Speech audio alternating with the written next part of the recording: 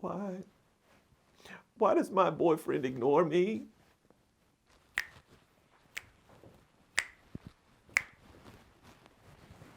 I said, why does my boyfriend ignore me? Oh, what, sweetie? What'd you say? What? I said, why does my boyfriend ignore me? Y'all hold tight. I'll be right back. Boy, I'm about to come over there and mess you up. Boyfriends, you gotta love them. They don't intentionally ignore you most of the time.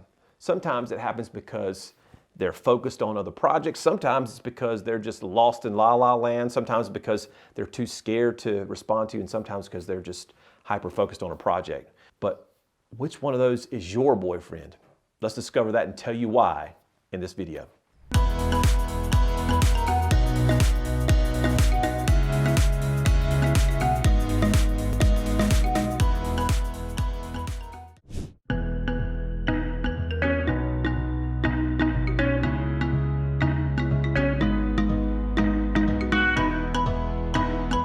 Outgoing folks and reserved folks. So when I talk about this outgoing personality style, these folks are fast-paced, involved, energetic, optimistic, positive, enthusiastic. Woo! Take the leg by the tail, just sling it around and throw it somewhere. When conflict comes along, however, though, they focus on talking things out. Hey, Alicia, how are you? Hey, can I help you? Can I help you? Hey, you good? You good? You good? You good? You good? And she wants to slap my hand away. And so if she's more a reserved person, she's going to be a little bit slower paced. Now, that doesn't mean she works slowly. That means just she's slow to act or get engaged because she wants to think things through before she speaks.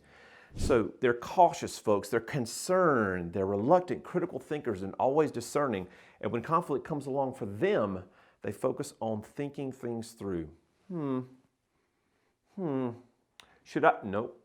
But don't have all the facts yet. And that's their mentality. All right, so where are you on that scale of outgoing versus reserved? If you're outgoing, kind of remember that I'm towards the top of the screen. If you're reserved, you're more towards the bottom of the screen. We're going to divide you into people person, or if you're more of a task-oriented person. People-oriented folks are all about caring and sharing and relationships and emotions and feelings and friendships. They focus on the opinions of others and how they feel.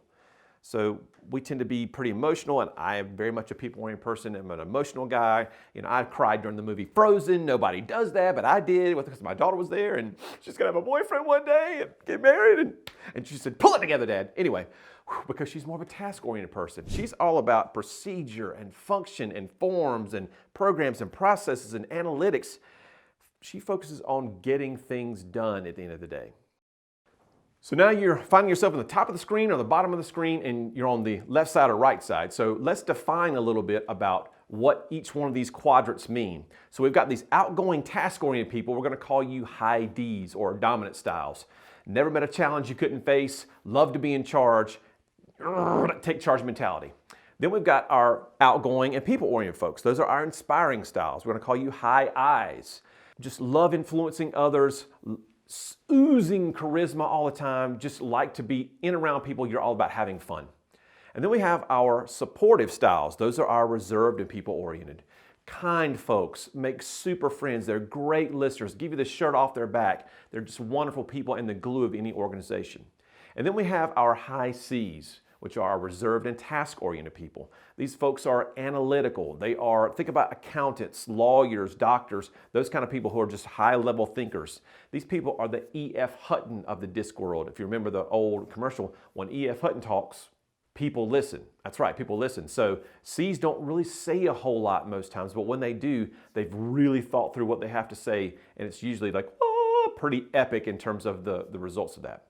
Now, we're all a unique blend of these four traits. So we all have a little bit of D, a little bit of I, a little bit of S, and a little bit of C, some in more categories than others. I'm an IS. You know, my I is really, really high, my S is really high, and then everything else kind of falls towards the bottom of the scale.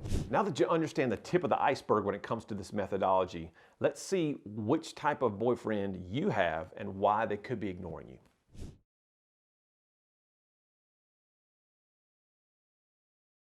Ds are hyper-focused on getting things done.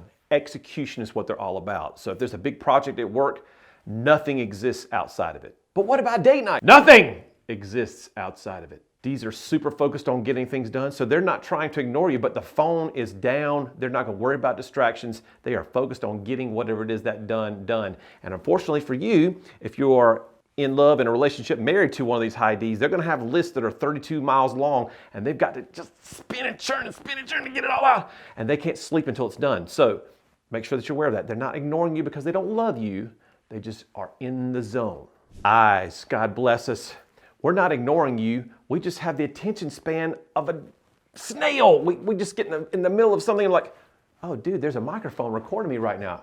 How cool is that? Hey, what's up, microphone? Oh, sorry, we're recording a video, but my bad. And so we get into these situations where we're all over the place. We could be talking about something to a coworker and then step away and what was I supposed to be doing again? And oh yeah, it's date night. Wait a minute. And then 30 minutes later, we forget it's date night. We just have such a small attention span. We're not trying to ignore you, but when the phone buzzes, we'll pick it up for Facebook and then we put it back down and then we'll forget about it for 2 hours because we get involved in something else and we just, so we suffer from shiny object syndrome, SOS. Forgive us. We don't mean to be that way, and we certainly do love you. Prioritization is so hard for S's. So for example, if they're at work and their manager says, hey Alex, can you get this done today for me? Well, sure, I can do that. But then their supervisor comes back and says, hey Alex, I got a project I really need your input on. Can you give me 10 minutes? Sure. And then you call and say, well, don't forget about soccer this afternoon. Oh, soccer's at 4 o'clock. Well, I don't have enough work time to be able to get that done for him and for her, and I don't want to miss Johnny's soccer game. And so for S's, they're not ignoring you because they want to, just sometimes they get overwhelmed and they get analysis paralysis and they don't know who comes next in what order, and somebody's going to get mad if something doesn't happen. They really struggle with trying to prioritize. High C's are very structured, very process-driven individuals, so they actually build in time during their day to check their phones. So if you're a high I person, say, hey, sweetheart, you ready for tonight's big date? They're not going to answer that phone until 10 o'clock when it's on the calendar that they're going to check their phone. They use a phone as a tool, not a bling, oh, somebody wants to talk to me, and they pick it up and look at it. No.